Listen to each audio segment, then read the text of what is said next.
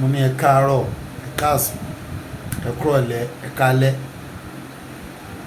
ní gbogbo ibi tí a bá ti ń wò mí. Mo fàsìkò yìí kí gbogbo àwa tí a ti ń wọlé. Mo kẹ́yìn tí ẹ jẹ́ Christian tí ètò yìí wà fún. Mo kẹ́ free thinker tí fẹ́ wá kẹ́kọ̀ọ́. Mo kí ẹ̀yin tí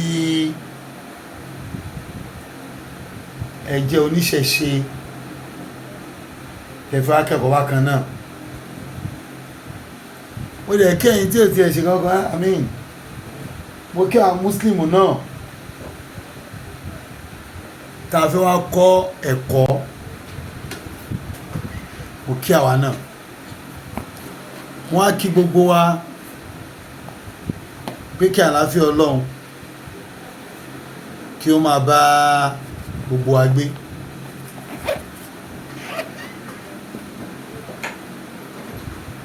Gẹ́gẹ́ bí ètò yìí,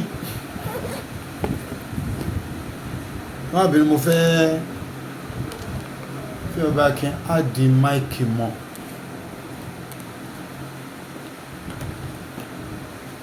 Kí voice yẹn lè jáde dáadáa.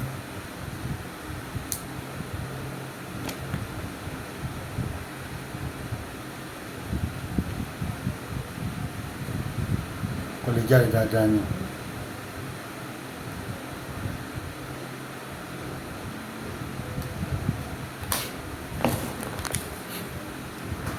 Náà ṣé bọ̀ fẹ́ mọ́nítọ̀ audio yẹn ni o. Audio yẹn jáde. Now good.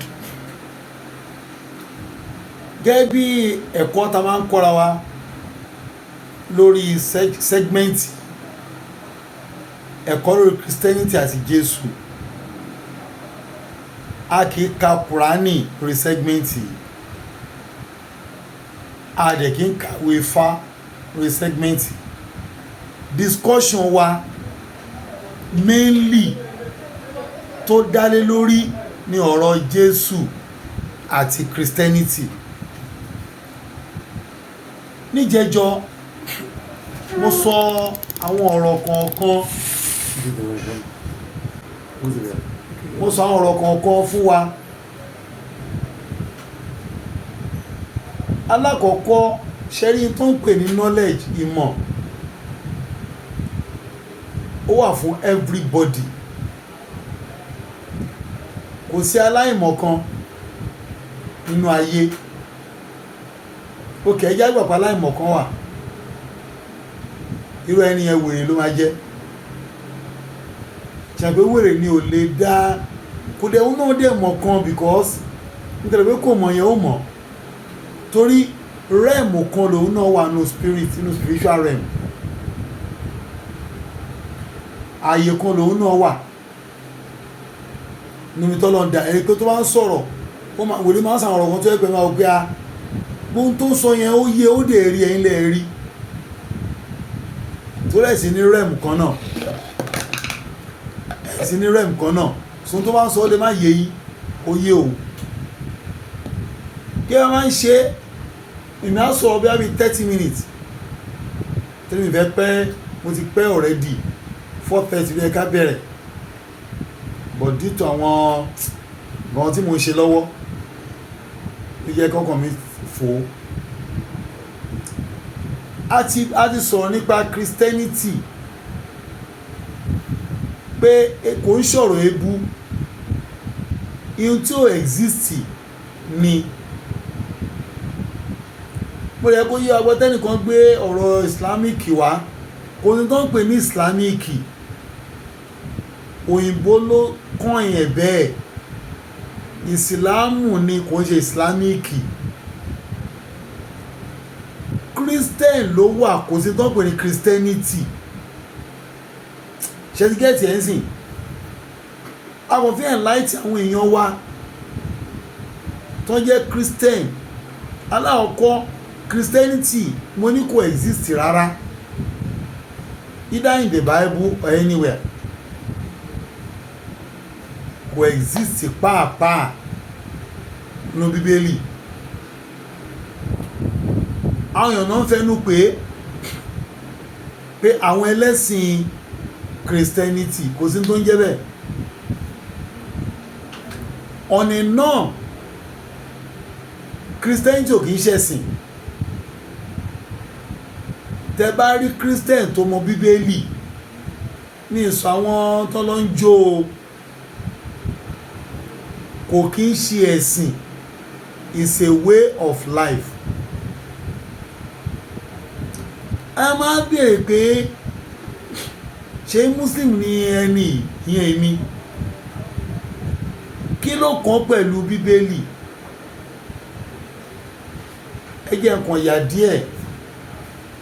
Ní tó kàn mí ni pé ṣáná Muhammad aràn sí gbogbo ayé ni,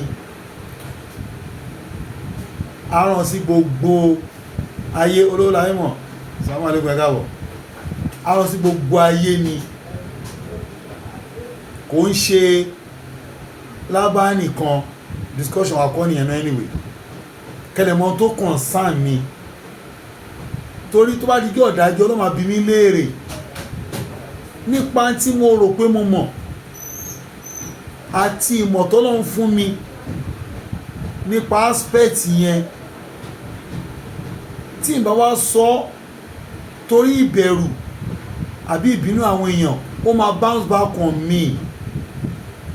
Èmi ni máa give account yẹn lọ́dọ̀ Ọlọ́run. Gbogbo aspect of life láti fẹ́ cover tán. Segment kan wà fún Mùsùlùmí nìkan, ìyẹn comparative nìyẹn. Ṣe pé Islam ó ya wọlé aláwo, ó ya wọ Christian, ó ya wọ everywhere, ó ya wọ everywhere, ó ya wọ everywhere ni. Comparative nìyẹn. A máa ń ṣe yẹn ní every Thursday morning láago 10 àárọ̀. Every Thursday morning 10 a.m. la máa ń sọ̀rọ̀ Muhammadu àti Islam. Every Monday morning fún àpẹẹrẹ bí ọ̀la Monday by 10 a.m. a máa sọ̀rọ̀ iṣẹ́ àti òrìṣà. Ṣé wá ní kó aspect of life jọ segment eléyìí ọ̀rọ̀ Christianity àti Jésù la máa ń treat. Àádẹ́mà biblical quotation back up. Rògbòye. Now Christianity mo ní kì í ṣẹ̀sìn. Wọ́n sọ pé way of life. Kò sí problem. Owó tó bá wù ìlà jẹ́ lẹ́yìn odi. Don't anybody ò lè jẹ́. It's a way of life, no problem. But biblically not written. Kò sí nínú Bíbélì. That's a fact and figure. Ẹ jáwé Christianity sẹ́gbẹ̀ẹ́ kan. Ó kù Jésù. Ẹ já mọ̀rọ̀ Jésù níbi ìbí ẹ̀.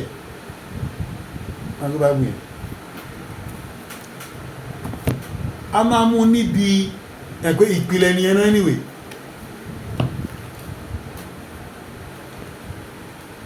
Ìpìlẹ̀ Jésù lákọ́ máa wò. Wọ́n máa ń sọ pé àwọn àsọtẹ́lẹ̀ kan wà fún Jésù ní Bíbélì. Ká tó lọ àsọtẹ́lẹ̀ yá kọ́ lọ ìbíná. Tí àsọtẹ́lẹ̀ yẹn gùn gan-an, irú àgbọ̀dọ̀ kọ́kọ́ lọ ìbí, àgbọ̀dọ̀ kọ́ lọ àsọtẹ́lẹ̀. Lára àsọtẹ́lẹ̀ tó wà tí wọ́n sọ pé ó wà tó ń gbé fún Jésù, màá mú díẹ̀ wá nú ẹ̀ tó mi fẹ́ sọ̀rọ̀ bí 30 minutes lọ kí n tó bí àwọn èèyàn wọlé tàbí máa discuss ẹ̀ láàárín between now tó bá pẹ́ pin bí i 6:30 tó bá pẹ́ pin on the norm 2 hours ló yẹ ká lò but nítorí fara mo ti pẹ́ bẹ̀rẹ̀ la ṣe máa ṣọ́tìn kìíní yẹn máa ṣọ́tìn program yẹn mo láwọn àsọtẹ́lẹ̀ tó wà tó ń gbé fún Jésù tí ò dẹ̀ ń ṣe tiẹ̀ tí kìí ṣe tiẹ̀ kò ní ṣọ́ọ̀kì yín pé Isaiah chapter 7 verse 14 kò yẹ ti Jésù ṣá kí ló àwọn Isaiah 7:14 ètò à ń bẹ̀rẹ̀ ó ní wúndíá kan yóò lóyún ẹ jẹ́ ń gbé bó ṣe gbé gangan kí n kà láti inú bíbélì direct kí n má kà lórí ẹ lọ́gbọ́n ó ní nítorí náà olúwa fúnra ara rẹ̀ yóò fún yín ní àmì kan that is a prophecy yóò fún yín ní àmì kan kíyèsí wúndíá kan yóò lóyún wúndíá nítorí wọ́n ní wúndíá ní virgin lédè Yorùbá adélébọ̀ ẹni tó ti wọlé ọkọ tó ti dis virgin tó máa ní wúndíá ẹni tí ó ti virgin ni adélébọ̀ tó ti dis virgin wá ní wúndíá kan yóò lóyún yóò sì bí ọmọkùnrin kan ṣẹ́kùn ọmọkùnrin ni yóò porúkọ rẹ̀ ní Emmanueli vega géètì kìíní kan bẹ̀ yẹn kágẹ́tì kan bẹ̀ yẹn ẹ lọ wo English ẹ lọ wo Yorùbá ẹ wo spelling Emmanueli yẹn ṣe fún yẹn ẹ lọ wo spelling Emmanuel wọ́n spell ẹ̀ ní I-M-M-A-N-U-L-E Emmanueli kò ń ṣe iyo I ló bẹ̀rẹ̀ o ní àsọtẹ́lẹ̀ yìí wá fún wọ́n wá ní àsọtẹ́lẹ̀ fún Jésù ló wà fún wọ́n wá lọ fún wa ní Matthew chapter 1 verse 23 wọ́n wá gbé ẹwà ìmìtẹ́bá tí wá rí pé àbòsí leléyìí o ẹjá wo tí Matthew 1:23 yẹn kíyèsí wúndíá kan yóò lóyún yóò sì bí ọmọkùnrin kan wọn ó pe orúkọ rẹ̀ ní Emmanueli ẹ gbọ́dọ̀ lo ìmọ̀ Emmanueli ìyàtọ̀ wà láàrin Emmanuel àti Emmanuel báìbù kan yà sọ́tọ̀ọ̀tọ̀ bí a máa fà ní ìrọ̀lẹ́ yìí nìyẹn Emmanueli àti Emmanueli fine virgin ni Mary lóòótọ́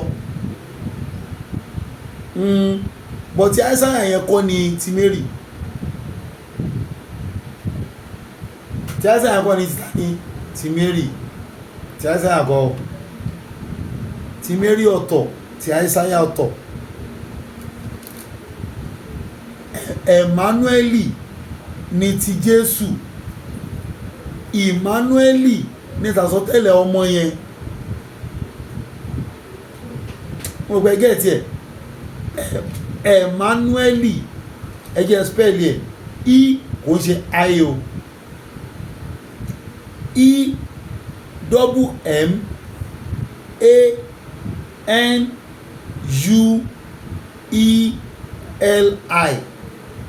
Emmanueli.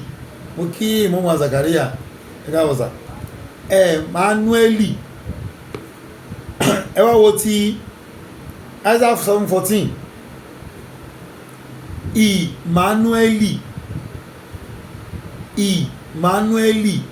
Emmanueli.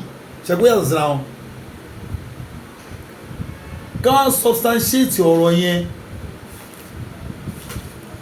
Mo ní yàtọ̀ sí Emmanueli ni Isaiah chapter 7:14 rí fáàsì, kò ń ṣe Emmanueli. Àwọn tó kọ̀wé Matthew náà gbé fúnra wọn. Yàtọ̀ sí ṣe kí ni ó yàtọ̀ sí já wo bẹ́ẹ̀ confam kìíní kan bẹ́ẹ̀ ni o mọ̀ bẹ́ẹ̀ confam kan bẹ́ẹ̀ ni o bẹ́ẹ̀ ká wo Emmanueli àti Emmanueli ní Bible ṣàkóso pé méjì ń sìn àti rí Emmanuel adẹ̀ ti rí Emmanuel. Tábàwòwe I think Isaiah chapter 5:8 kọ́ nìyẹn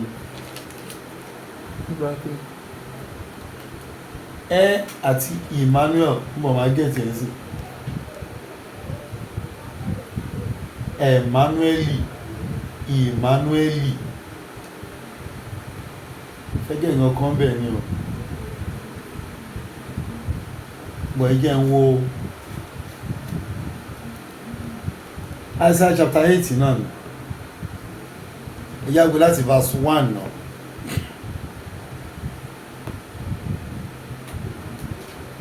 Wọ́n sọ̀rọ̀ ó ní pẹ̀lú Olúwa wí fún mi pé ìwọ mú ìwé ńlá náà kí ó sì blablabla ó pọ̀ ń lọ verse 2 Zechariah mo sì wólẹ̀ wòlíì obìnrin kan ní verse 3 ó ní mo sì wólẹ̀ tọ̀ wòlíì obìnrin nì lọ ó sì lóyún ó sì bí ọmọkùnrin kan.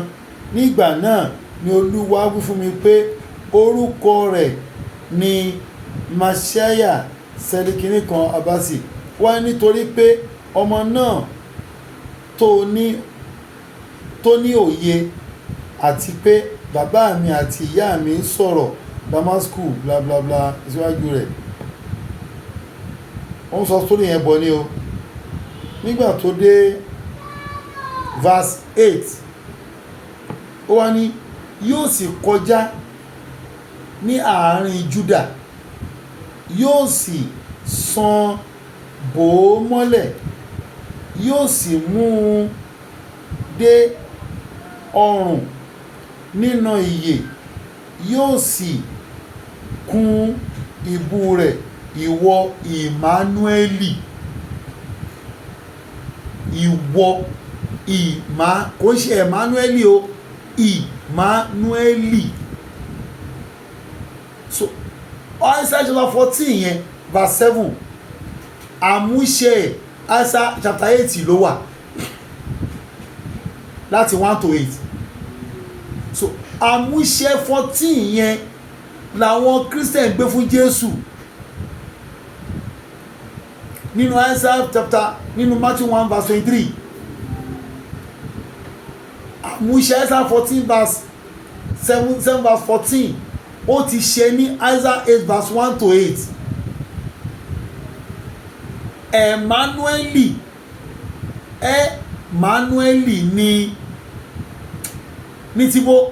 ní ti Jésù. Emmanueli ní ti Isaiah. Táwọn ìṣẹ̀lẹ̀ dẹ̀ wáyé ní Isaiah chapter 8 verse 8. Ó tún bá yí pé prophecy yẹn ti Jésù kọ́.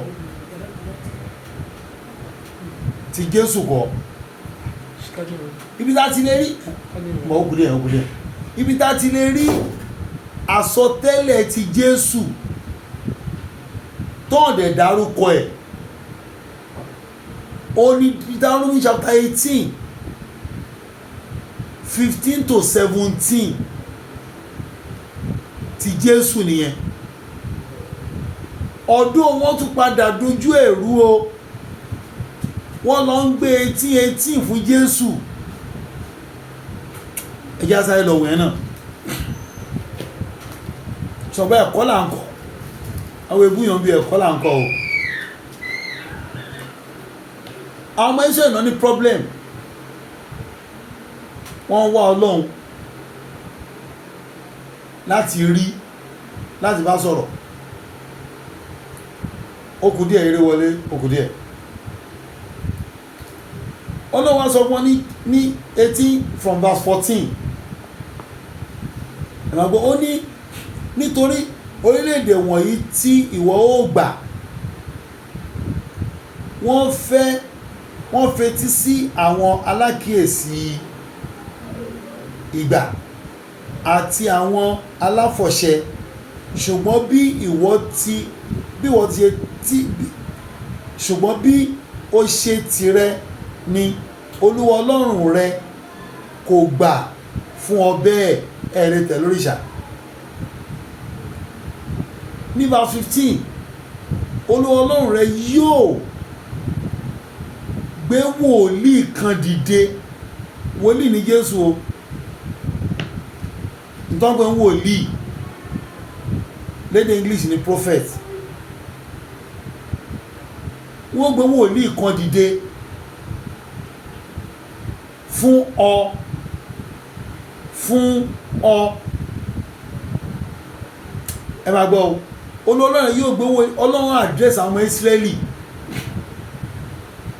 níbí ni o, ó bá àwọn Ísírẹ́lì sọ̀rọ̀. Wọ́n wá ní Ọlọ́run yóò gbé wòlíì kan dìde fún ọ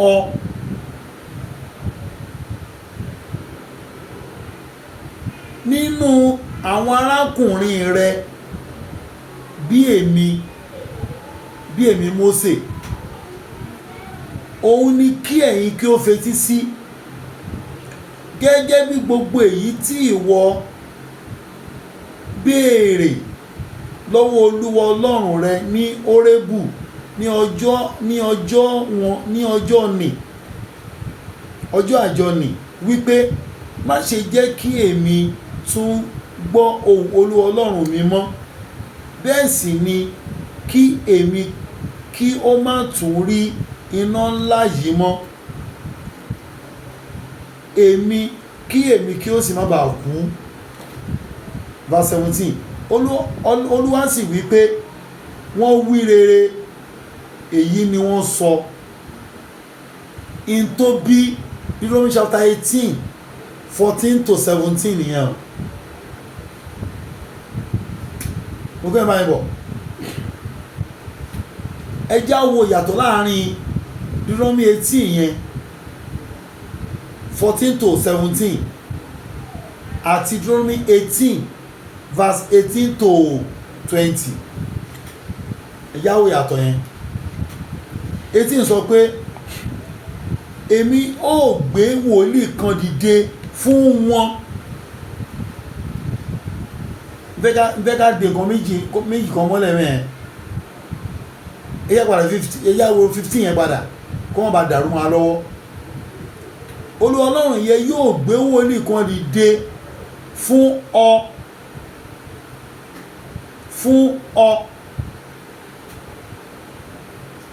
Ẹ wá 18, Olúwa yóò gbé wòlíì kan dìde fún wọn.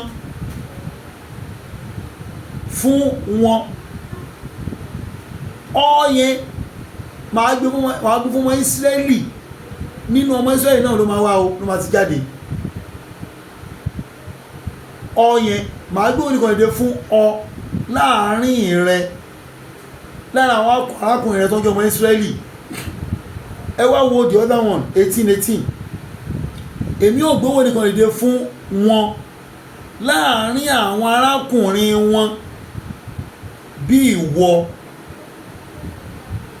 Ẹni pé níbẹ̀ yẹn ẹja padà sí 18 yẹn èmi ò gbówó lè 18 ni o fún wọn láàrin àwọn arákùnrin wọn bí ìwọ ẹ wá sí 15 yẹn Olúwa Ọlọ́run yẹn yóò gbé wòlíì kan dìde fún ọ láàrin rẹ nínú àwọn arákùnrin rẹ bí èmi ṣe ti rí yàtọ̀ bí èmi Mósè ló àdírẹ́sì wọn wá ní ẹwà o ẹlẹ́ẹ̀kejì tó ń bọ̀ yìí o a máa gbé wòlíì kan dìde fún wọn fún àwọn Ísírẹ́lì láàrin àwọn arákùnrin wọn kò ń ṣe láàrin rẹ kọ́ ẹni tó máa wá ẹ̀ kò ní jẹ́ ọmọ Ísírẹ́lì làwọn ayé sọ pé 15 yẹn Jésù ló ní 18 yẹn Muhammadu ló ní bọ́dọ̀ pé n ta sọ kọ́lẹ̀ nínú yẹn a kò fẹ́ clarify àwọn kankan pé ẹ má dojú òpó rú ẹ lè má jà ṣera wa ní ọ̀nà ká má ṣera wa gbọ́ ẹ̀já gbọ́n ẹ̀ wọlé bí argument wa ó lè wà lengthy mi lè fẹ́ já ní tàn mọ́ send request o ẹ bá send má gbé wọlé so àwọn tó wá kọ Bíbélì wọ́n wá lọ gbé prophecy 18:18 wọ́n wá lọ gbé fún Jésù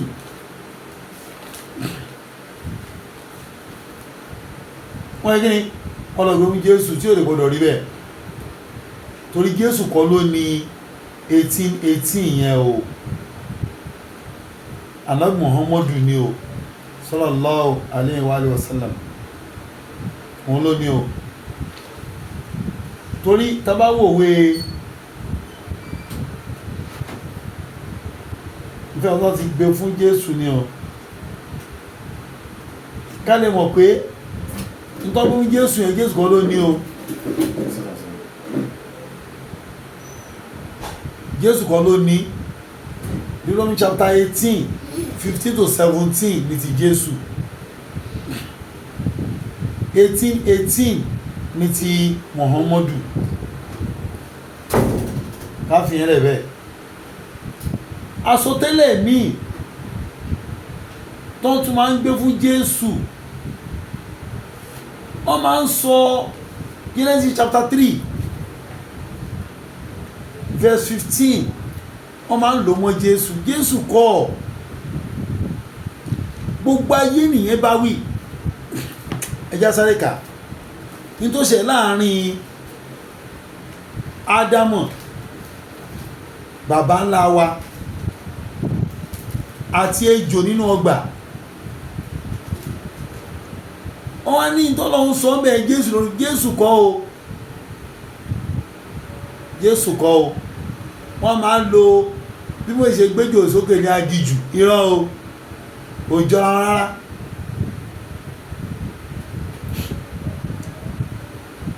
Genesis orí kẹta chapter 3 ẹjá gbé láti 14 olóòlọ́rẹ́ sì wí fún ejò náà pé ẹ̀gbọ́n sórí yẹn pọ̀ píríọ̀dù gbà tí ejò tán ló tan Éfà tó lọ jèso tó fún ọkọ Ádámọ̀ jẹ tán jọ lé wọn dànù kó nu ọgbà yẹn ni story tán sọ̀rọ̀ ó wá ní olóòlọ́rẹ́ ṣàwí fún ejò náà pé nítorí tí ìwọ ti ṣe èyí a fi ìwọ bú torí pé ìwọ ti tàn Ádámọ̀ àti Éfà jẹ láti lọ jẹ èso Ọlọ́run á gbé ẹ ṣépè a ṣe kí ni a gbé ẹ ṣépè wá ní nínú gbogbo ẹran àti nínú gbogbo ẹranko ìgbẹ́ inú rẹ ni ìwọ yóò máa fi wọ́ ó túmọ̀ sí wípé kí ejò tó tan Éfà àti Ádámọ̀ jẹ ó ní ọwọ́ àtẹsẹ̀. No now eléyìí ń ṣe kí náà ń pè kò ń ṣọ̀rọ̀ yẹ̀yẹ́ o, kò ń ṣọ̀rọ̀ awẹ́wà o, eléyìí ti wà, kò ń ṣọ̀rọ̀ awẹ́wà o, ọ̀rọ̀ awẹ́wà kọ́ o, kò ń ṣọ̀rọ̀ eré o, ọ̀rọ̀ eré kọ́ rárá o, ọ̀rọ̀ eré kọ́ o. Bíbélì sọ pé torí pé ó jẹ́ kí wọ́n jẹ ejò, kí wọ́n ṣe tọ́lọ́run ò fẹ́, Ọlọ́run wá ṣépè fún ejò yẹn. Èpè tó ṣẹ́ fún nínú èpè yẹn ni pé látẹ̀ní lọ fún tó ṣe yìí o, inú ẹ̀rọ máa fi wọ́. Ó gbẹ̀rẹ̀ kì í finú wọ́ tẹ́lẹ̀. Ṣẹ́tígẹ̀t ejò kì í finú wọ́ tẹ́lẹ̀. Ó lẹ́sẹ̀ méjì, ó lọ́wọ́ méjì. Wọ́n lè bí wípé ẹ̀bùlẹ̀ rí ẹwà òkè kí ló fà á tọ́lọ̀ fi wá ṣépè fún pé látẹ̀ní lọ o, torí pé o ti ṣe báyìí wà á máa finú ẹ̀ wọ́. Túmọ̀ ní ẹ̀ náà Ọlọ́run sì wí fún ejò náà pé nítorí in tó bí gangan nìyẹn o, nítorí tí ìwọ ti ṣe èyí o tọ́ Ádámù àti Éfà jẹ kán lọ jèso tọ́lọ́ ní kán má jẹ, torí ìwọ ti ṣe èyí a fi ìwọ bú nínú gbogbo ẹran àti nínú gbogbo ẹranko ìgbẹ́. Ṣé láwọn ọ̀nì àwọn kí náà ń pè aláǹgbá, àwọn àlégbà tó wá finú wọ́ yẹn bọ́lọ̀ ṣe dáhùn initially nìyẹn according to biblical story táǹkà yìí. Ọlọ́run dáhùn kó máa fàyàwọ́ láti ilẹ̀ ni. Bó ṣe wá rí ejò òun lọ́wọ́ àtẹsẹ̀ initially, bó tó ní pé ó ti wá ń ṣe Ọlọ́run, ó ti jẹ́ ká Ádámù àti Éfà lọ jèso, Ọlọ́run á ṣépè fún. Ẹ máa tún bọ̀ o, Ọlọ́run sì wí fún ejò náà pé nítorí molecular request ni o, nítorí ìwọ ti ṣe èyí, kí ló ṣe? Ó tọ́ Ádámù àti Éfà lọ jẹ èso, ẹ̀ṣẹ̀ tó ṣẹ̀ nìyẹn o. A fi ìwọ bú, a ṣe ìpè fún ẹ nínú gbogbo ẹranko tó wà níbẹ̀. Tó bá jẹ́ pé tiger, lion ló bá ṣe téjò ṣe yẹn, ọwọ́ àtẹsẹ̀ Ọlọ́run máa kan ni, àwa sọ máa finú wọ́. In tó ṣẹlẹ̀ sí ejò gógógán nìyẹn jọ́nà lọ́hùn. Ó wá ní inú rẹ ni ìwọ yóò máa fi wọ́, erùpẹ̀ ni ìwọ yóò máa jẹ ní ọjọ́ ayé rẹ gbogbo. Ẹwẹ̀ pé ńlá ó wẹ́ pé ejò máa ń jẹ koríko tẹ́lẹ̀, ó máa ń jẹ iṣu, ó máa ń jẹ gbogbo nǹkan mìíràn ẹranko tó kù ń jẹ. Pọ̀ ejò tó ti tọ́ Ádámù àti Éfà jẹ láti lọ wọ́n máa finú wọ́. Èpè méjì tẹ́jọ́ gbà nìyẹn. Ẹlẹ́ẹ̀kejì, iyẹ̀pẹ̀ ló máa jẹ. Ṣàwé kòló, kí ni ìpínlẹ̀ Èkó ló ń jẹ iyẹ̀pẹ̀ nínú? So kàtígórì ekòló náà ni ejò. Ibi tí wọ́n á lọ wá rè 15. Èmi ò fi ọ̀tá sáàárín ìwọ àti ọmọbìnrin náà. Ọlọ́run máa ń fọ̀tá sáàárín ejò àti Éfà. Éfà àti ejò ọ̀rẹ́ ni wọ́n tẹ́lẹ̀. according to biblical story tá n kà yìí ọ̀rẹ́ ni Éfà àti ejò tẹ́lẹ̀ tó bá ń sọ̀rọ̀ wọn ni máa sọ̀rọ̀ náà ejò ni wọ́n bá pé Éfà jẹ́ kí ní ìnáwó ọ̀rẹ́ mi my bosom friend jẹ́ kí ní ìnáwó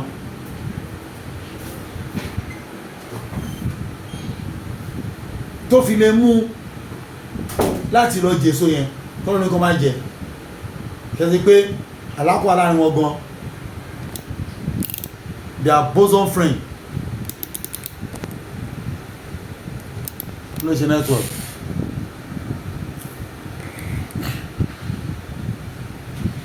gbọ́ network ti dúró ẹ má bínú o.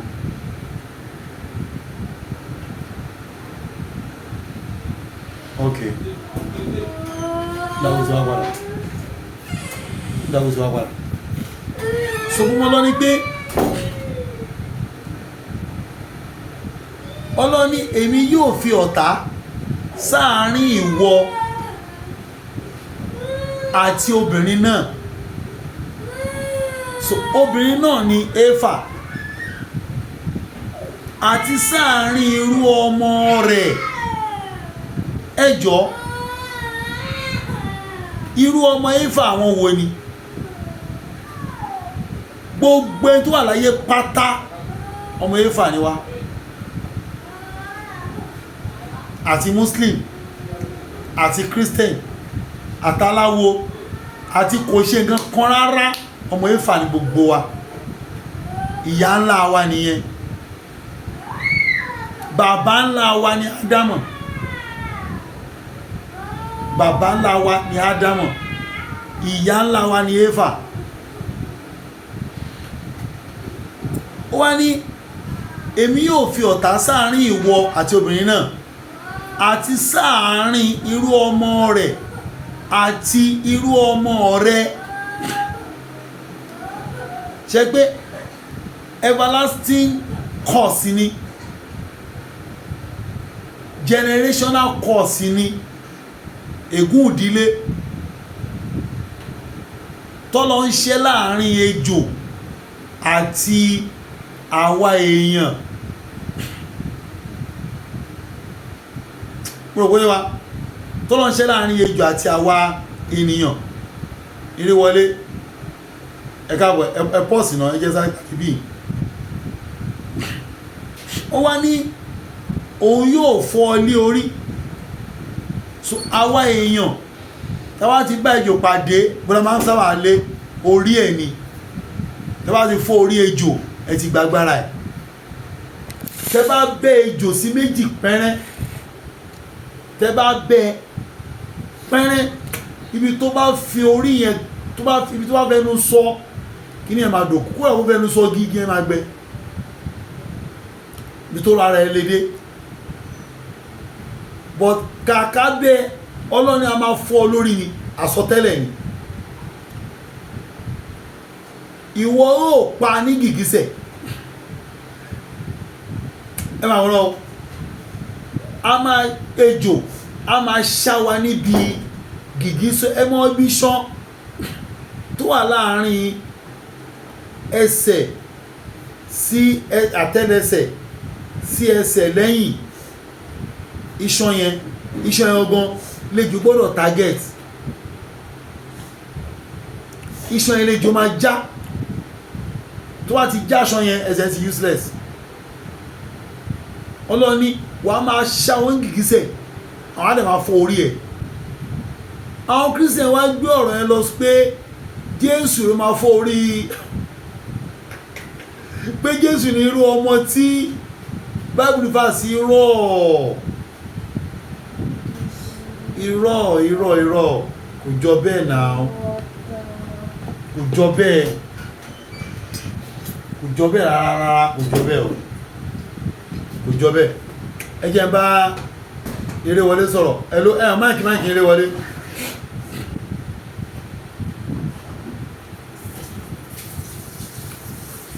mute hello ókè ẹ má bínú mo lọ pé mo lo kíní ẹ jẹ́ ń yọ máìkì kú mo ń gbọ́ yín o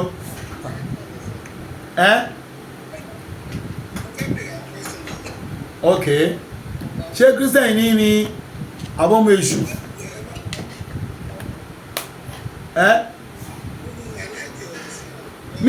Mi gbọ́ yín o. Mo ń gbọ́ yín sí.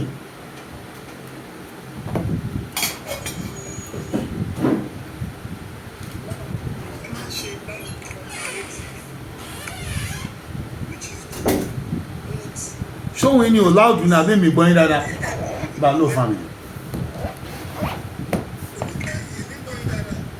Èmi ò gbọ́ kọ̀ yí báyìí lẹ́ẹ̀kan.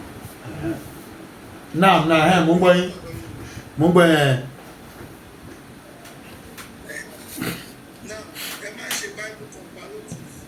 Yeah. Now the question is, ṣé ẹ believe the Bible ọ̀rọ̀ Ọlọ́run? Ẹ ṣeun.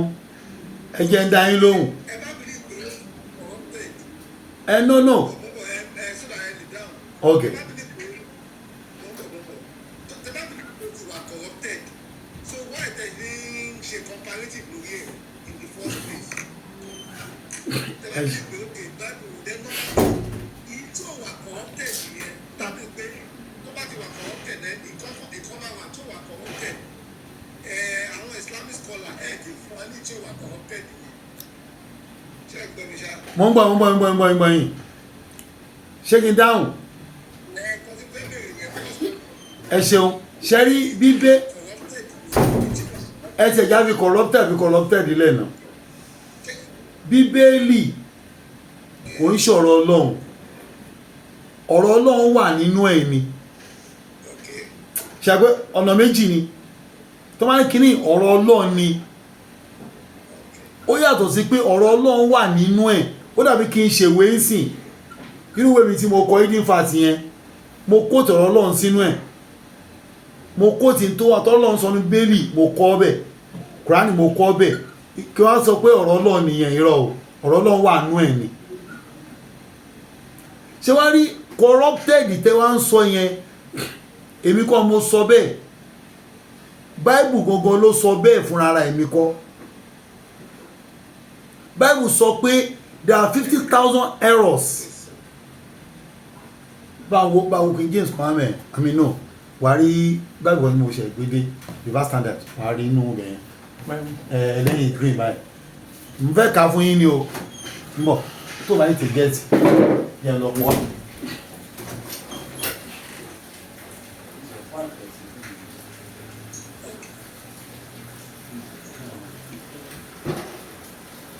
Don't disturb you, do this one. Ẹ wá lọ paná mi yìí o. Now, eléyìí ni mo bí mo ṣe lè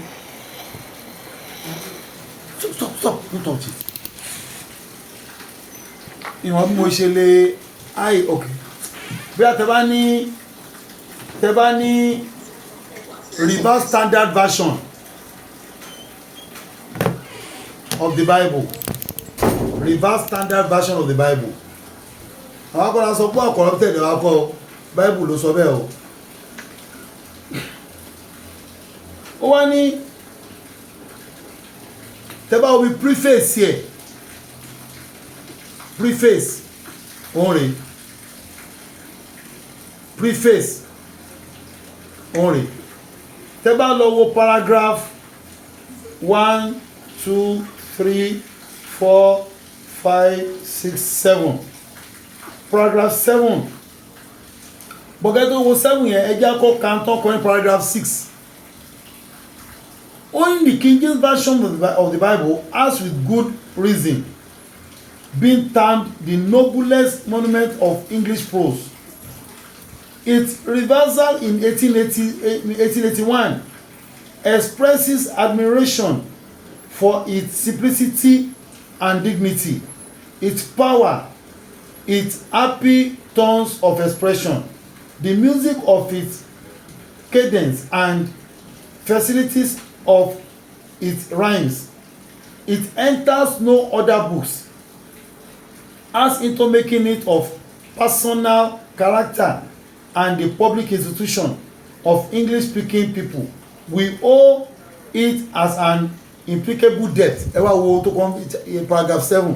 Ó ní yet bóyá pọ́nlé tó yọ ó ní yet the King James version has grave defects. Ẹ náà wọ́n ní grave defect grave ní sàré òpin ayé nìyẹn ní ìbá ti kó ti wọnú sàré. Àwọn kan bẹ́ẹ̀ sọ pé King James version tẹ́ ń kà yìí o tájà ìkàdà lọ tún fún wa yìí o wàhálà pọ̀ ń bẹ̀ gan o grave defect ni. So ó wá ní ẹ̀rọ wá ní by the middle of 19th century the development of biblical studies and the discovery of many manuscripts more ancient tó ti pẹ́ than those upon which King James version was based made it manifest that the defect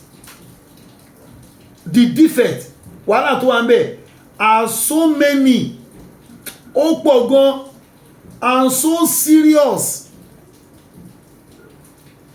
are so many are so serious so as to call for reversion of English translation.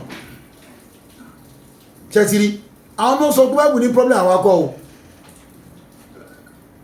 tó bá náà wà corrupted àwọn akọ in tó kọ sínú ìwé wọn la kà jáde so ẹ lè blame wa fún tabaka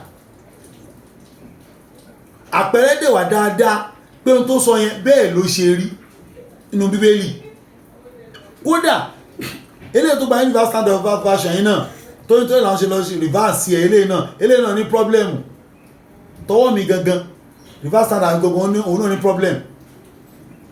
So kò sí Bible kan ta lè rely on pé ilé original kò sí rárá gbogbo tó wà wọ́n ní error pé kọ́ wà ta lè rely lórí kò sí náà mú gbọ́ yín. Number one, nǹkan tẹ́ sọ pé grave defect yẹn it just seems it has from your own meaning mọ̀kàn tẹ́ ká mẹ́rin kò ń ṣe báwo ló ń sọ ó mì pé very serious impact nǹkan tó mìíràn yẹn kò ń ṣe pé tẹ́ bá tún kà tọ́ tẹ́ sọ. ìrọ̀ bóyá ẹjẹ́ bóyá lọ sí preface yẹn ẹgbọ́n tó wí ó ní yet the King James version has grave defect grave defect ẹ lọ Google grave defect lórí Google ẹ lọ wọn tún wọn ó wá ní by the 19th century lẹ́lẹ̀ ń bí yìí o ẹ̀wọ̀n 20th century làwọn á sìn bí 100 years ago lórí fàásì o ó wá ní the development of biblical studies àwọn àgbéyẹ̀wò Bíbélì ó wá ní and the discovery of many manuscripts àti àwọn tá a padà rí nínú àwọn àkọọ́lẹ̀ more ancient tó ti pẹ́ than the upon which King James version was based tó yẹ pé èyí tí King James version tó lọ mú tiẹ̀ jáde ẹ máa gbọ́ wá ní made it manifest ó jẹ́ kó yé wa pé that this defect wàhálà yìí o are so many ó pọ̀ gan o and so serious ó dẹ̀ léwu gan ó ní wàhálà yẹn pọ̀ ní Bible gan nínú King James version tájà ìkàrà àti lọ́mú tí ó túbú pọ̀ Christian nílò lẹ́nì ó ló léwu gan fáwọn tó ń lò ó torí ẹ̀rọ ọ̀bẹ̀ pọ̀ gan èmi kọ́ mo sọ Bible ló sọ bẹ́ẹ̀ èmi kọ́ ẹ̀rí mi tẹ̀mí kọ́ mo takò Bible ló takora ẹ̀ pé bó ń ṣe ríre wọ́n á ní eléyìí tó sọ pé tó lè làwọn ṣe wá kọ̀ fún new reverse standard version yìí o eléyìí náà tún ní problem there are some verses inú eléyìí tí ò sí tó àrùn King James tí ò sí inú eléyìí ẹwọ tó fọ́nì ẹwọ story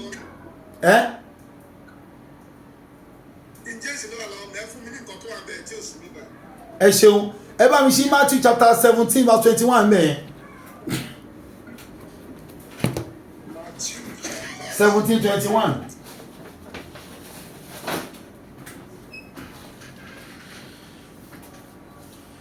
kẹba nǹkan tó wà mẹ́ jáde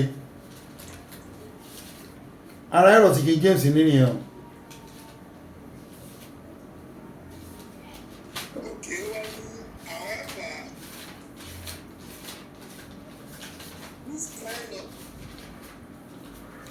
Verse states in Kini Idi so John 5 verse 4. Mi gbọ́. Kí ló sọ?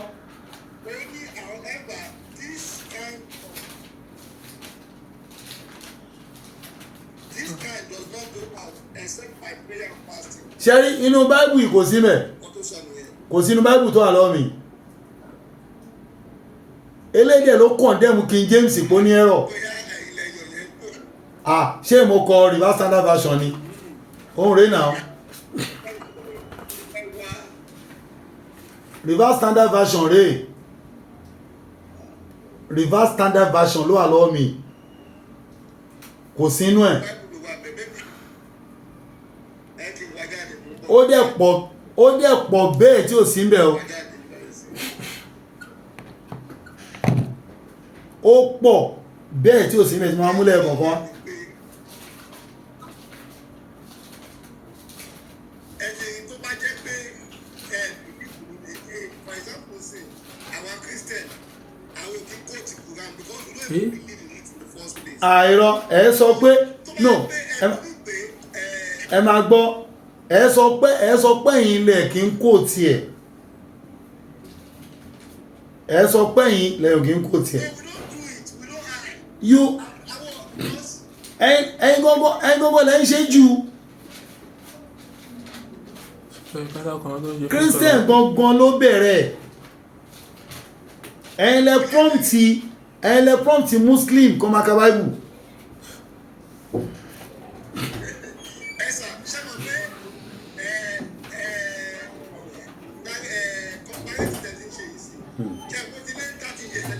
Tàti yà sílẹ̀ LNB mo ń bọ̀ fún ìṣẹ́jú kan nílẹ̀ LNB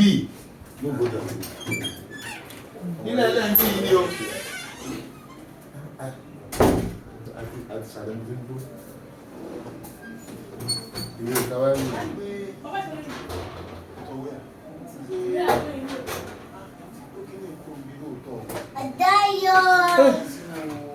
Adeyo.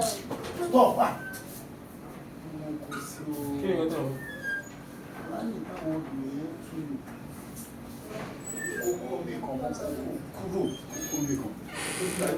Sherry, the first English translated Qur'an, Christian local translating, that was about 300 years ago. Àbẹ̀ 30 years ago lẹ́lẹ́ bí o. Wọ́n kí máa ní George Sale, gbogbo ayé ló mọ̀, George Sale ló ń jẹ́. Ó translate English Qur'an ní 1734. 1734 ló translate the first English Qur'an. Ta ló kọ́ bẹ̀rẹ̀? Àbẹ̀ 30 years ago. Ẹ̀yin bẹ̀rẹ̀ 300 years ago. America ti gba independent wọ́n ti translate Qur'ani.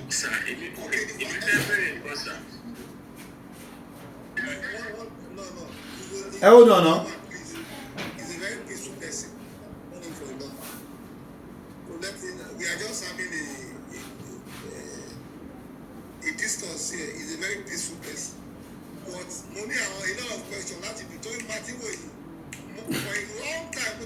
Ṣẹ́gẹ́ mo ti evidence kan wá fún yín sí pé ẹ̀yin lẹ ọkọ̀ bẹ̀rẹ̀ àwakọ̀.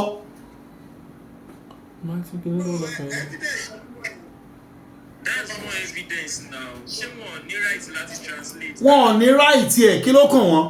Ṣé ìwé wọn ni? Are they Muslims? Ṣé àwọn tó wà ní Nàìjíríà ṣé báyìí mò ń bọ̀ ẹ má ti ẹ má yẹn kọ́ là ń gbé bọ̀ jàre yẹn kọ́ là ń gbé bọ̀ yẹn kọ́ là ń gbé bọ̀ yẹn kọ́ là ń gbé bọ̀. So content first of when you want to reach out to people, even though they want to hospital, every day, come back and come. Exactly. Translate the Because you want to reach out to the people. Gbọ́n tí mò ń sọ ṣebí hospital Because they want to reach out to the people. why must they reach out to people ṣé muslim ni wọ́n ni what's their business ṣọ́wẹ́ preach islam fáwọn èèyàn ni that's the question ṣọ́wẹ́ preach islam fáwọn èèyàn ni Must it be a Muslim? they must be is there ṣàrí muslim kan mo ń bọ̀ okay mo ń bọ̀ ṣe ṣe network mo ń gbọ́ o ó dá network ẹni ọ̀dá Arabic kò ṣe ẹ̀sìn wa mi báyìí ok ní Bible ìgbà tí wọ́n kọ́ ẹ jẹ́ kí n sọ̀rọ̀ sàgbà tí wọ́n kọ́ ẹ tẹ̀ dúró ṣé muslim ní àbí christian àbọ́mọ èṣù àbí tí wọ́n mímọ́ ó yẹ kí bèbè ìkan ti gbẹ̀ṣẹ̀ wọlé ẹ yẹn jẹ́ kí n sọ̀rọ̀ dájú. lọ ìbọ̀dẹ̀ ilé sọ̀rọ̀ lọ ayé muslim or christian ọmọ èṣù tó dà ibẹ̀ sọ̀rọ̀ ọmọ èṣù ní o Christian lè ní. ẹ má sọ bí ọmọ èṣù o ẹ nígbà tí wọ́n kọ báìbù ọmọ èṣù ló máa ń sọ̀rọ̀ báyẹn mo ń gbọ́ yín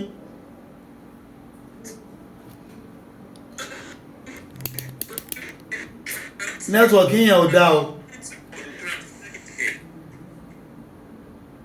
nẹ́tíwọ̀kì yẹn ò dá Translate ni. Ṣé àwọn language kan wà tí ò yẹ kí wọ́n translate? kò ń ṣe ọ̀tọ̀ ní kí wọ́n translate language ọ̀tọ̀ ní kí wọ́n translate ìwé ẹ̀sìn ẹlẹ́sìn kí ló kàn láti translate Qur'ani sí English kí ni tí wọ́n bẹ̀ Ẹ̀sìn ẹlẹ́sìn ẹ̀dẹ̀ ń gbé. ẹ̀sìn ẹlẹ́sìn ni kò ń ṣe muslim náà Wọ́n pé ìgbé ẹ̀sìn ẹlẹ́sìn ẹ̀sìn yẹn wá fún àwọn tí kò ń ṣe àwọn tí ó ní. George Sely Tí ń jẹ́ ọ̀jà ara yín. àlọ́ ẹ̀gbọ́n tí mo sọ ẹjọ́ kí ló kàn kírísítẹ́nì láti translate Qur'ani fún kí ni ṣé fẹ́ máa preach fáwọn èèyàn ni Bro, iye wọlé ṣé ẹ understand mi? Nǹkan tẹ́mi béèrè lọ́wọ́ yín. Question, sir. Ìgbà tí o ṣe pé secret court ni. Yes now. ẹ ṣeun àníṣe kí ni reason behind it kí ni reason behind it ǹjẹ́ irí muslim ẹyọ kan tó translate bible rí Okay, ṣé Arab nìkan ló gbọ́dọ̀ máa Arab tí wọ́n bá ti lè translate ẹ̀. ṣé wọ́n fẹ́ gbà sílámù náà ṣe translate nàbí kí ni Àwọn tó gbọ́ language. ẹ kí ló kàn Sọdájì. ẹ gẹ́ẹ̀tì mo sọ ẹ mayor ẹ gẹ́ẹ̀tì mi o ẹ gẹ́ẹ̀tì mi o kí ni motive behind the translation yẹn sẹ́ fún kí ni Kó lè jẹ́ àwọn tí wọ́n gbọ́ èdè. so wọ́n fẹ́ preach islam fáwọn tí wọ́n ṣe muslim àbí ìbéèrè ni náà Ṣé gbogbo àwọn tí wọ́n di Islam lónìí, iṣẹ́ Islam ni wọ́n láti bẹ̀rẹ̀ pẹ̀pẹ̀ ayé wọn? a ní kí ló kan christian láti preach islam fáwọn muslim kí ni tiẹ̀ àyè fáwọn èèyàn kí ni tiẹ̀ ń bẹ̀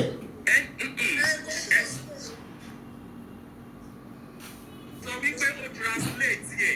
kí ló translate ẹ̀ fún ní sọ̀rọ̀ lórí ẹ̀. Sọ ìtọ́ afọ́nìwárè púpọ̀ tó translate sínú ẹ̀ máa gbọ́ aburú ẹ máa gbọ́ aburú bẹ̀wárè aburú bẹ̀rẹ̀ ọ̀tọ̀ ní tó àánú lábáwá ọ̀tọ̀ ní translate yẹn ṣe rọ ni. irọ́ ló translate bí tí mo lọ́wọ́ gan nìyẹn irọ́ ni irọ́ ló translate irọ́ ló translate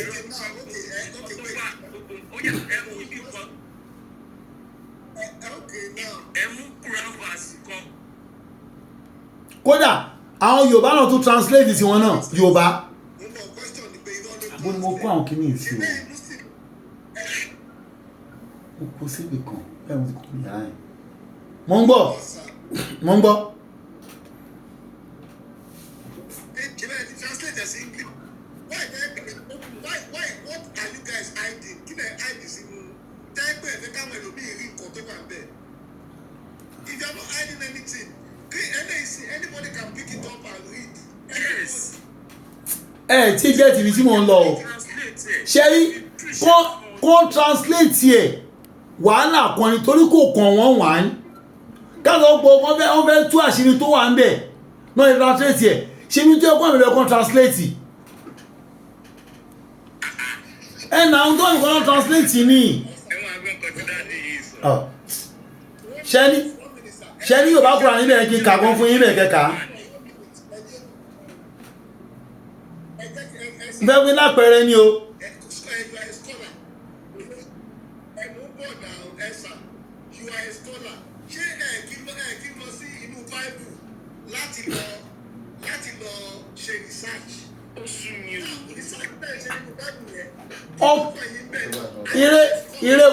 Ire wọlé ọ̀tọ̀ ní research knowledge nìyẹn a ní ká translate ìwé oníwèé ẹṣẹ ní.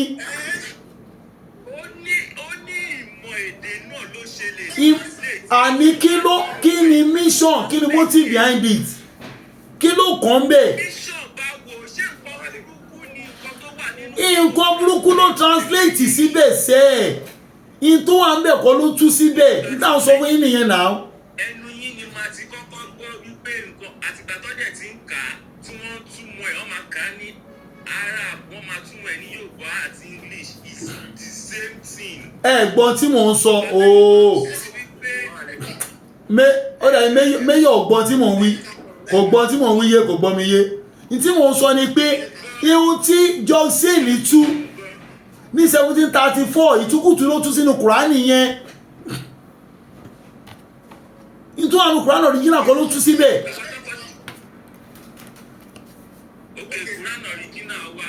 Original wà wọ́n sá tún láì ẹ̀gbọ́n tá a sọ alẹ́ tó translate yẹn fake ló translate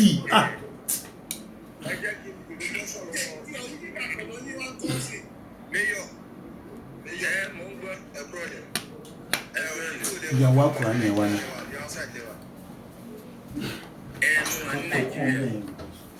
Nàìjíríà lẹ́wà ṣe ẹgbẹ́ ló ń sọ gbogbo àgbà ńlá yé. Èmi ò mọ yẹn ó yẹ kẹ́yìn lè sọ fún mi. Mo fẹ́ tú question sí gbogbo àgbà ńlá yé. Lápèjúwe tó bá wà ní Jáàmù èdè tó ń sọ Jáàmù tó bá máa túmọ̀ ẹ̀ báà lọ́ọ̀ máa tú tó ń ṣe ọmọ ìlú yẹn gbọ̀ngbọ̀ngbọ̀n. Tí ó ń ṣe ọmọ ìlú yẹn gbọ̀ngbọ̀ngbọ̀n. Bí ibẹ̀ jẹ́ Yorùbá sì kẹ́ lọ sí Jáàmù kẹ́ wá gbọ́ Jáàmù kẹ́ rò pé tí gbọ́ tinú ti ta Jáàmù báà lè ṣe máa tú. Tẹ́ẹ̀dẹ̀ ọmọ German.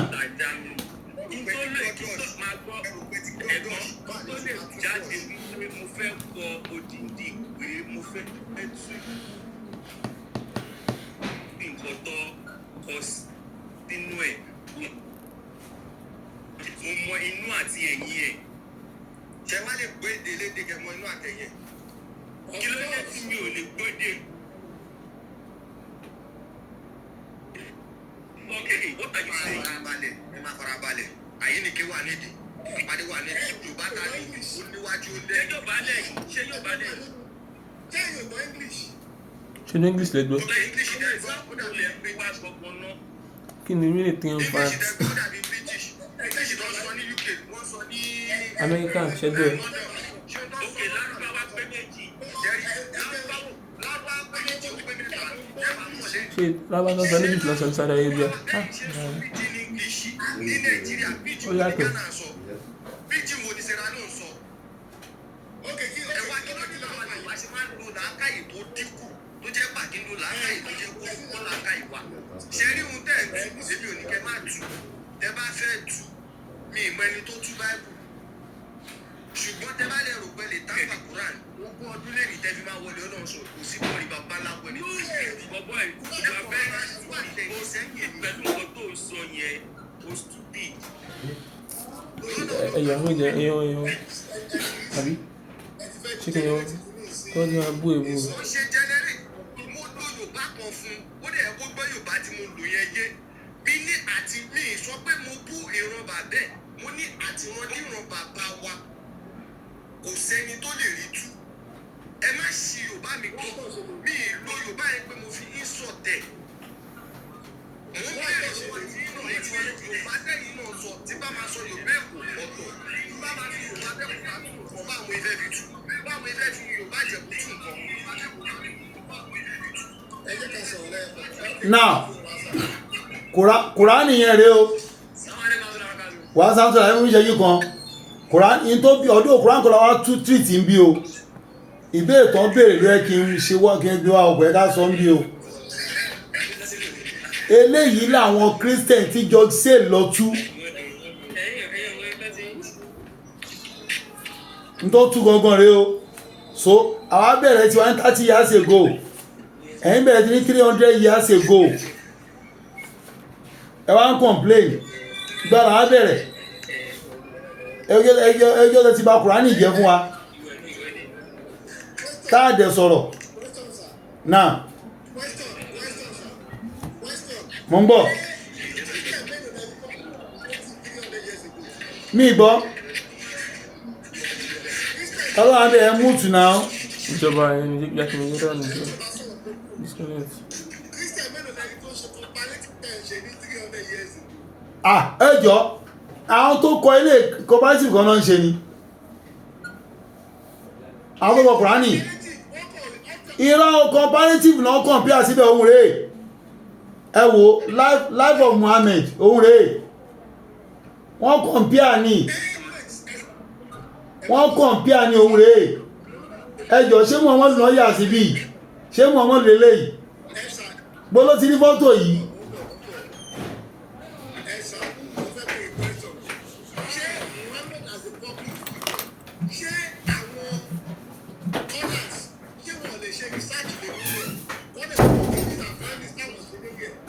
ní wọ́n lè ṣe rìsáàṣì lórí ẹ̀sẹ̀ ìta ń sọ ni pé kán lọ translate ìwé wa èèwọ̀ ni kò kàn wọ́n ìtukùtù náà torí pọ̀ bí muslim kan dá kó lọ translate bible sédè kan tó bá wùn kó possible èmi ò tí ì gbọ́ rí pé a rí professor of theology tó lè jẹ́ muslim ò rí rí professor of Islamic and Arabic study la máa rí Christian tó máa lọ ń ṣe on what ground kí ló kàn pẹ̀lú tiwa kọ́ máa lọ study Arabic and Islamic study ìbéèrè yìí náà ìkọjá yìí lọ kọjá ìlà náà ẹ̀yin lè fọ wàhálà lẹ́sẹ̀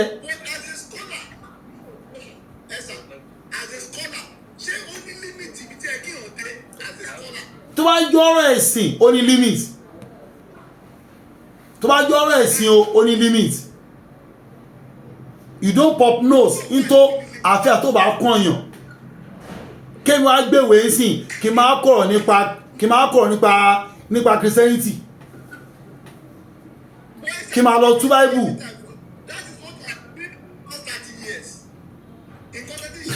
ẹ̀gbọ́n tá à ń sọ kọ̀páìtì táwa ń ṣe àwa ẹ̀ láìsí àwọn èèyàn ni lórí rọ́tà ilé ti pa fún wa ní 300 years ago tọ́bì tá a bá wá sọ lọ́bẹ̀ o ẹ̀yà sọ̀rọ̀ tọ́bìkì wa ẹ má jà divert ìtàbá Jésù àti Christianity ìlà bá wá ìtàdẹ̀ sọ lẹ́ni ó rẹ̀ pẹ́ ni ẹjá aláìlòmí ìjàre ta ló tún wà mẹ́ tó jẹ́ Christian ni o ẹ lè sọ̀rọ̀ naam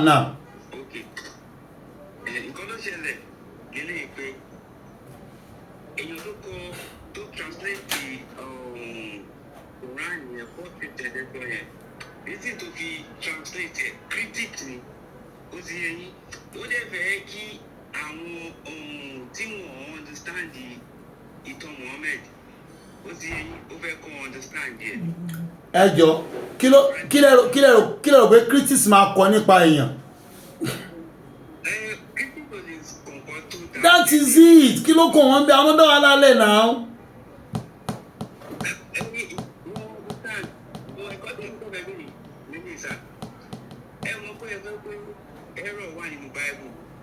èmi kọ́ mo sọ bẹ́ẹ̀ Bible ló sọ bẹ́ẹ̀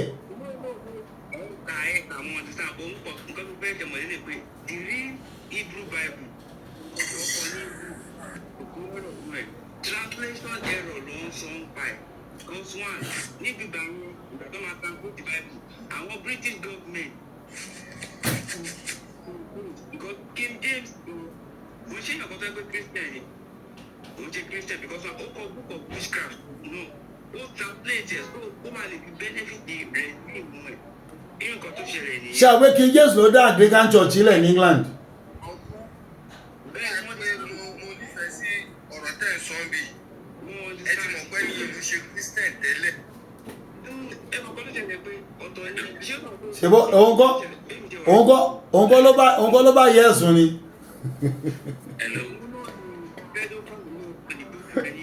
ó dẹ̀ kọ́ King James tá ń lò fún wa. a sọ Mohammed ń bí o Jésù là ń sọ̀rọ̀ pa ẹ̀ o. ó kàn ọmọ èṣù ni ẹ́ ọmọ èṣù àbí.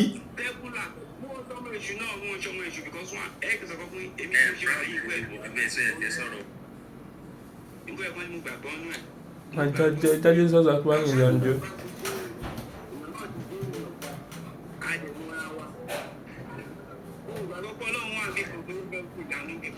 Ìyẹn kọ́ la wá ń ṣe ń bí kí ni irú yín wá ń bí àyìn kọ́ la ń pè ń bí à ń sọ̀rọ̀ Jésù àti Christianity ọ̀sọ̀ pé ó gbàgbọ́ ní Ọlọ́run gangan kí wá ló wá ń ṣe ń bí ṣáwá sọ̀rọ̀ free thinker ń bí ni táwa dọ́dọ̀ lóòṣà ó tiẹ̀ lè dá sí gan apà tó rò kì í ṣe lóòṣà táwa sọ̀rọ̀ fún mi ò lè dá sí tó máa ń lẹ̀ wá péjì tèmi o. ẹ̀nà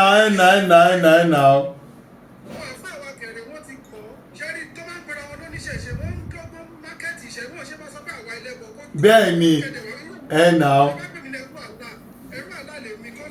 àbí tàwápọ̀ ọlọ́mọ èṣù wọn máa bínú wọ́n là ń gbọ́ àwọn ọmọ èṣù ni wọ́n oníṣẹ̀ṣe ní dání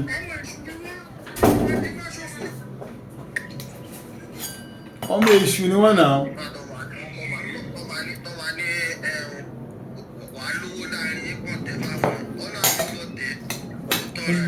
Sekulia no bẹ̀rẹ̀ ń dẹ́bù gan sẹ́. ẹ má dànù wọn ọmọ tó ń sọ ni sẹ́nétọ̀ wàlùkọ́tà 5 minutes péré mo ní láti lọ gbọ̀n àgbà kọ́tà tó 6 wàá sáńtúlà àwọn ènìyàn jàre.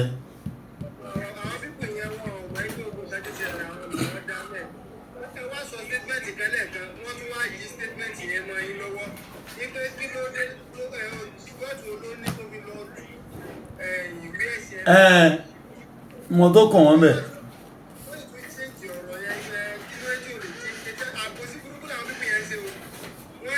Wọ́n mọ̀ náà wọ́n mọ̀ kọ́ wọ́n ṣàkóso wọ́n mọ̀ náà.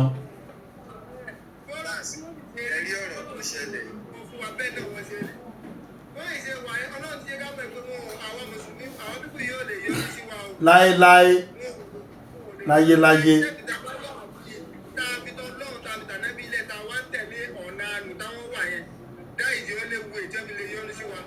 Bẹ́ẹ̀ni.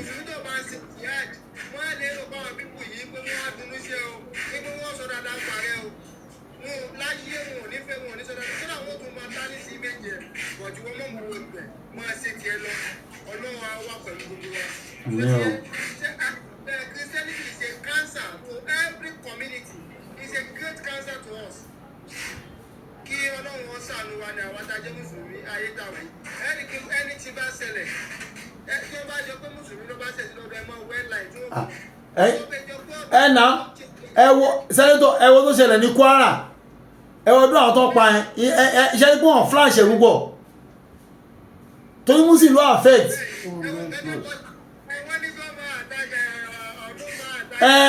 ẹ̀nà àbòsí pọ̀ o the law ògúngbè I cite you.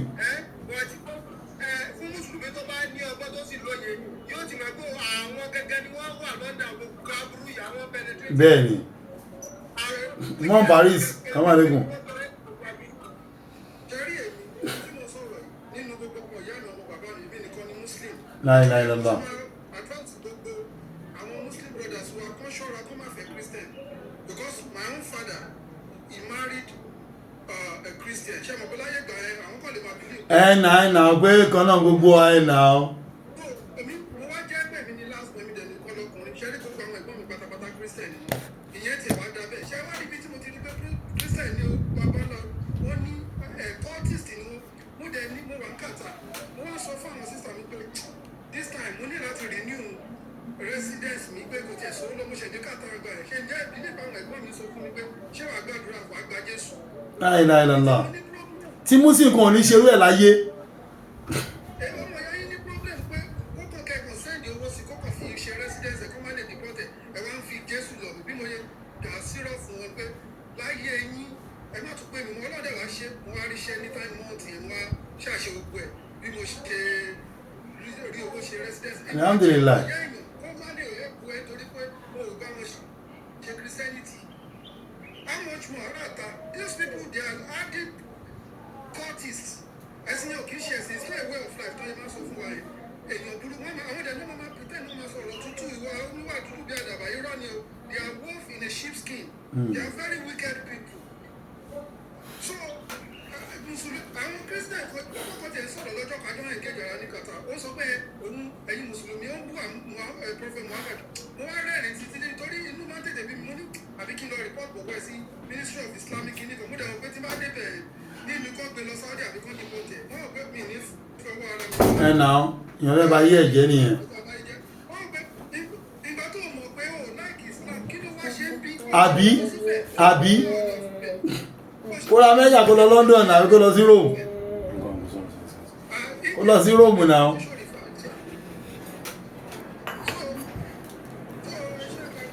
kò sí wàhálà ẹ wo a máa fi ń ṣe lọ tó bá lè lọ́la yápa ẹ̀ lórí ètò ìṣẹ̀ṣe àti òrìṣà ọlọ́wà jíwáre lórí àwọ̀ àwọn àti lọ 10 láàárọ̀ ẹ̀ 10 ni jọ Monday 10.